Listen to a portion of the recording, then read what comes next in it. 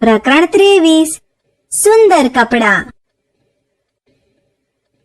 મિત્રો, ચાલો આજે હું તમને તમારા જેવડી જ એક નાની છોકરી સાજીદાની વાત કરીશ. સાજીદાને પણ તમારા જેમ નવા અને સુંદર કપડાનો ખૂબ જ શોખ છે. સાજીદાને એક મોટી બહેન છે. તેની મોટી બહેને તેને સુંદર ઓઢણી આપી.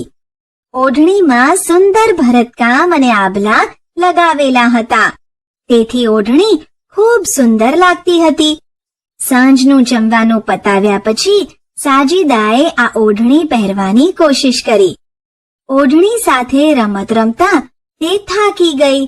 ઓઢણી પહેરીને સૂઈ ગઈ. તે ઊંઘમાં પણ ઓઢણી વિશે વિચારતી હતી. સુંદર ઓઢણી કેવી રીતે બનાવવામાં આવી હશે એવું એ વિચારતી હતી. વિચારો અને લખો. મિત્રો, સાજીદાની ઓઢણી કેવી રીતે બનાવાઈ હશે? ચાલો હું તમને કહું. વણાટ કામ કરીને કાપડ તૈયાર કરવામાં આવ્યું હશે. ત્યારબાદ તે કાપડ પર રંગકામ કરવામાં આવ્યું હશે અને રંગ સુકાઈ ગયા પછી તેના પર આભલા લગાવવામાં આવ્યા હશે. આવી રીતે સાજીદાની ઓઢણી બનાવાઈ હશે. પ્રવૃત્તિ. ચાલો આપણે એક પ્રવૃત્તિ કરીએ. મિત્રો, તમે પણ સાજીદાની જેમ ઓઢણી અથવા સીવ્યા વગરનું કાપડ લો. તેને અલગ અલગ રીતે પહેરો.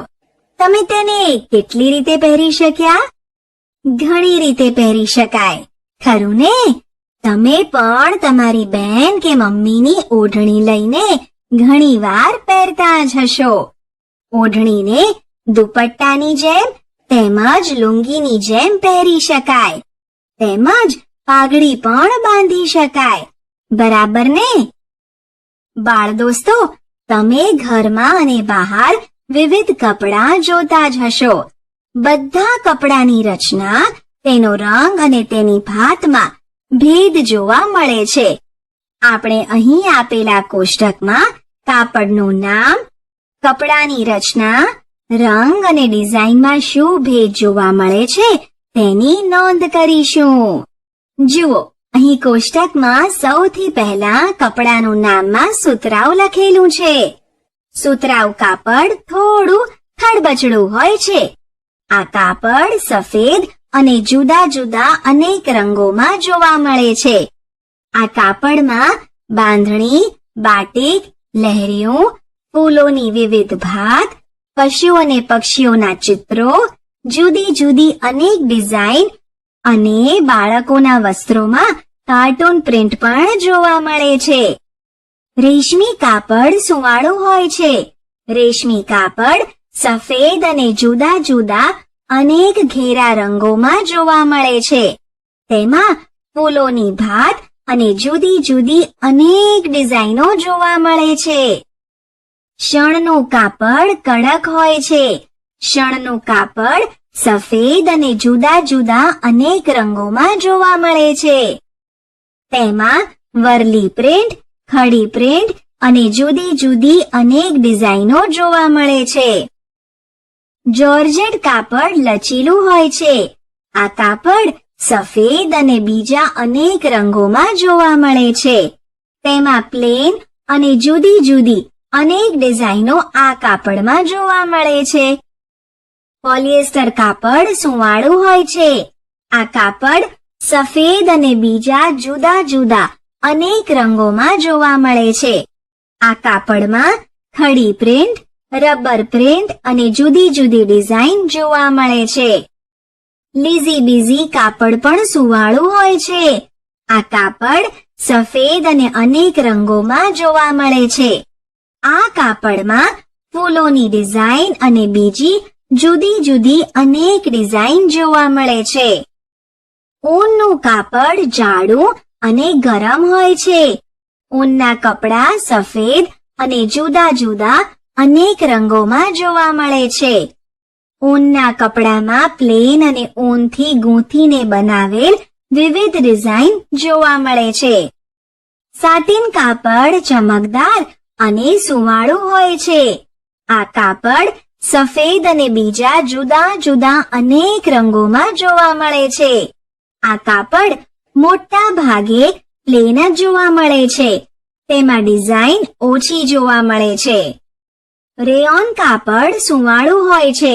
આ કાપડ સફેદ અને બીજા અનેક રંગોમાં જોવા મળે છે. આ કાપડ પ્લેન અને વિવિધ ડિઝાઇન વાળું જોવા મળે છે. વેલ્વેટનું કાપડ જાડું અને સુંવાળું હોય છે. આ કાપડ સફેદ અને બીજા અનેક રંગોમાં જોવા મળે છે. વેલ્વેટનું કાપડ પ્લેન, ફૂલોની અને વિવિધ ડિઝાઇન વાળું જોવા મળે છે. પ્રવૃત્તિ.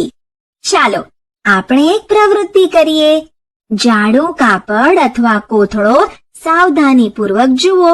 શું તમે તેની લંબાઈ અને પહોળાઈમાં દોરાઓ જોઈ શકો છો? હા, ખરું ને?